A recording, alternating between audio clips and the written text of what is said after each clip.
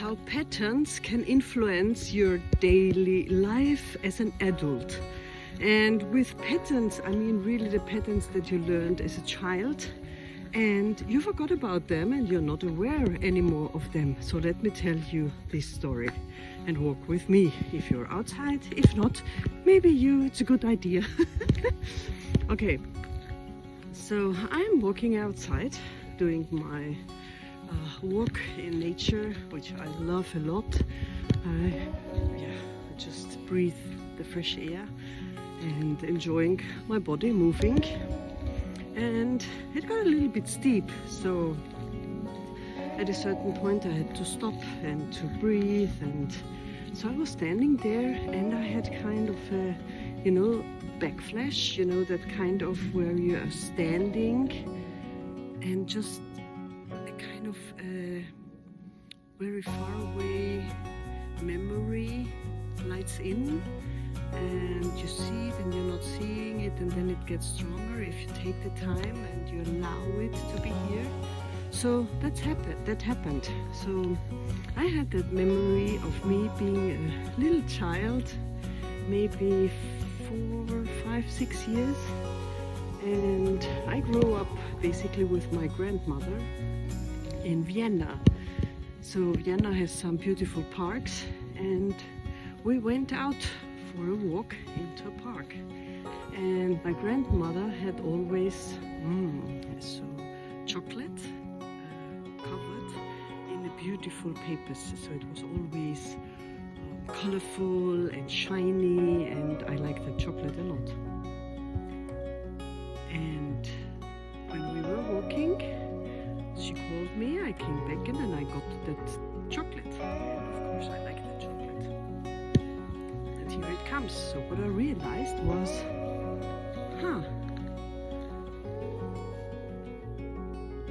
besides the chocolate, what did I enjoy when I went out with her?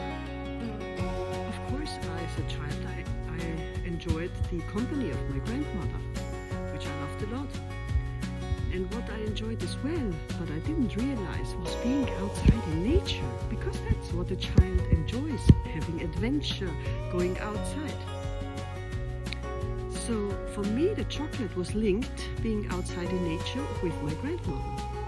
But actually, it was kind of in the veterinarian medicine we call it Pavlov reflex. So you combine a behavior with something good. You do it with dogs. If you want your dog to come back, and if you train your dog doing that, you give him some treats. And so I realized, oh my gosh, I was like, I'm not going too far in an adventure or into my fantasy or running away. She called me back with that treat, which was the chocolate. How crazy is that? And nowadays, it's still that when I'm stopping a trip, I'm getting hungry. You see the link? I mean, that's crazy. And normally when I'm outside and I'm doing my motorcycle journey, I had that sweets with a little bit of chocolate.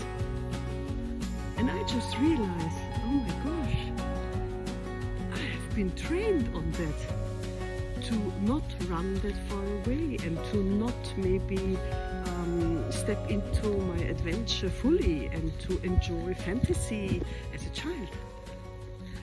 So I did a work over there to basically disconnect the idea of chocolate and not running away and not having that adventure and feeling good beside my grandmother and outside in nature. So I disconnected that from the treats, from the chocolate. So I now see everything by itself.